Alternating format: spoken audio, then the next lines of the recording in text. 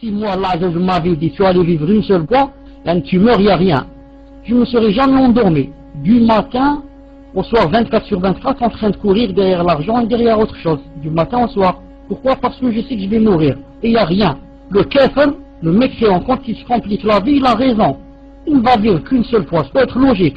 Et lui, il sait, il dit, moi je vais vivre une seule fois. Il n'y a pas de l'au-delà. Donc quiconque vit une seule fois, il faut qu'il profite. Mais Allah t'a dit, il y a tout là-bas. Il y a tout. Prends seulement le nécessaire ici. Ne prends pas cette vie comme paradis. Car le prophète sallallahu alayhi wa sallam a dit, Dunya, il a dit la vie, le bas monde là, sijnul mu'min, c'est la prison du croyant. Wa jannatul kafir, et c'est le paradis du mécréant. Toi, quand tu passes devant un mécréant, tu vois qu'il a construit un beau palais, la belle voiture devant la porte, le garage. Si tu es un vrai croyant, il faut que tu dises, au lieu de l'envier, tu dises, Adam Miskin, c'est un pauvre celui-là, il n'a que cela. Juste il va terminer 10, 20, 30 ans, il va mourir, il n'y a rien.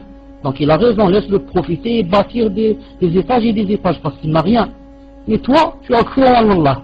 Et il t'a dit, je vais te donner des choses que tu n'as jamais ni vu, ni entendu parler, ni l'idée t'est passée dans ta tête. Alors il t'a dit, donner si d'une mu'min. Il t'a dit ça, c'est quoi ce bas monde? C'est une prison. Pourquoi c'est une prison? Parce que beaucoup de choses sont interdites. Toutes les tentations sont loin, sauf les tentations de halal, avec ta femme, avec Kada. L'autre, le kafir, il est libre, il te dit, moi je fais tout, j'ai pas de haram, j'ai pas de Coran, j'ai pas de sunna, il te dit même, alhamdoulilah. Moi, alhamdoulilah, j'ai rien, je suis pas conditionné, je fais ce que je veux, je suis libre. C'est pour ça que certains gens disent, moi je rentre pas en islam. Pourquoi? L'islam, c'est chaque seconde, il va dire ça c'est haram, ça c'est halal, ça c'est makruh. Moi je veux vivre libre, je veux pas les chaînes, je veux faire ce que je veux. On lui dit, tu te trompes beaucoup, et tu t'es trompé 2 grandes fois. La première grande fois où tu t'es trompé, c'est que nous, on est là emprisonnés, juste un bout de temps, ensuite on part à l'endroit où ça s'appelle le paradis. Toi, tu es là, tu fais ce que tu fais, et demain tu vas rentrer dans une prison pour ne plus ressortir, une prison enflammée. C'est la première faute. La deuxième grande faute que tu fais toi, c'est que tu crois que si tu ne veux pas te faire conditionner par l'islam, tu veux être libre, tu crois que tu seras libre. Jamais au grand jamais. Jamais au grand jamais, jamais au grand jamais. Pourquoi? Parce que Allah a créé toute personne pour qu'elle soit soumise. Soumise, il faut qu'elle soit soumise. Seulement elle choisit. Elle se soumet à Allah ou bien elle se soumet au shaitan. Naam. Ou bien tu choisis, tu deviens esclave à Allah subhanahu wa ta'ala et il te donne ici et là-bas. Ici, c'est pas il te donne des palais. Ici il descend quelque chose dans ton cœur que personne n'a. Il descend quelque chose, la sakina dans ton cœur, la rahma, le bonheur. Tu sens quelque chose dans ton cœur que personne ne peut sentir, sauf s'il est croyant, il est pieux. Toi, il te donne ça. L'autre, le café, il ne la lui donne pas. Il le remplit d'argent, dernière minute, il se suicide. Plein d'argent, X, le milliardaire, le richissime, l'américain X, s'est suicidé. Subhanallah, il avait des milliards.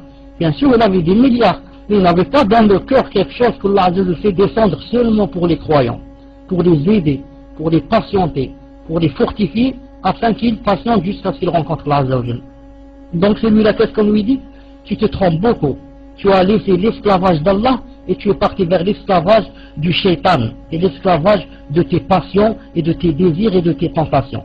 Nous, au moins, on dit alhamdulillah, je suis fier d'être esclave d'Allah. Je pose ma tête en bas, mon nez. Je pose mon nez en bas, je le remplis de poussière à cause de réjouir Allah subhanahu wa ta'ala. Et toi, tu es l'esclave du shaitan, l'esclave de ton âme. Elle fait de toi ce qu'elle veut. Regarde comment elle t'a rendu sourd, ivrogne, drogué. Regarde comment elle t'a rendu. Moi, je suis plus propre que toi, alhamdoulilah. Sans parler de ce qui nous attend. Hein. Donc, les gens qui vous disent, j'aime pas ceci à cause de halal haram, dites-leur, c'est pas vrai. Tu es obligé d'être esclave. Esclave d'Allah, esclave du shaitan. Tu t'es libéré de la soumission à Allah, tu as été soumis au shaitan. Si c'est pas le shaitan, c'est quoi? C'est ton âme et tes tentations. Allah Azza wa Jalla a dit dans le Coran, il dit dans le Coran, n'as-tu pas vu celui qui a pris ses tentations et ses passions comme Dieu et il est en train de les suivre. Donc moi, puisqu'il y a soumission obligée, je préfère la soumission à Allah. J'aime pas la soumission à mon âme et à mes désirs et mes tentations. Alhamdulillah, alladhi hadana li hadha wa ma kunna linahtadiya lawla hadana Allah. Vous trouvez des gens en plein désert, milliardaires avec sac au dos, derrière son dos et sa femme ou là, je ne sais pas qui, sa copine ou là avec lui. En plein désert, en Algérie, on dit qu'est-ce que vous faites là? Vous êtes qui? On est des Américains, on est des milliardaires, on est qu'est-ce que vous faites là en plein Tougourt ou là, je ne sais pas. On cherche le bonheur. On cherche le bonheur. Ils croient que le bonheur c'est comme ça. Hein? Aller chercher, je ne sais pas, peut-être c'est dans un autre pays, peut-être c'est dans le Sahara, peut-être ils se trompent beaucoup. Ils se trompent beaucoup. Le bonheur, c'est quand tu adores Allah subhanahu wa ta'ala et tu ne l'adores que lui. Et quand tu aimes Allah, il commence à t'aimer, à te rapprocher, là tu sentiras la sérénité. Tu sentiras quelque chose qui va descendre dans ton cœur, au point où tu diras Alhamdulillah, que les gens ne savent pas ce que j'ai à l'intérieur, comme disaient les salafs. Les salafs, qu'est-ce qu'ils disaient? Ils disaient Alhamdulillah, que les gouvernants qui n'étaient pas bien, Zalama, que les gouvernants, les injustes ne savent pas ce qu'on a dans le cœur, sinon ils nous auraient fouettés. C'est pour ça que Cheikh l'Islam Ibn Taymiyyah, alayhi rahmatullah, a dit, Allah Azza wa Jal a un paradis dans ce monde. Quiconque n'entrera pas au paradis de ce monde, n'entrera pas au paradis de l'au-delà.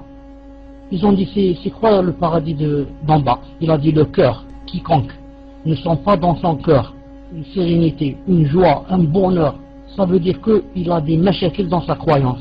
Ça veut dire qu'il doit revoir où est le problème.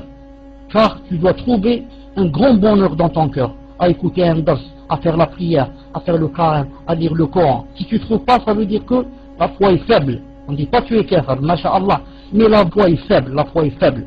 Il faut essayer de l'agrandir.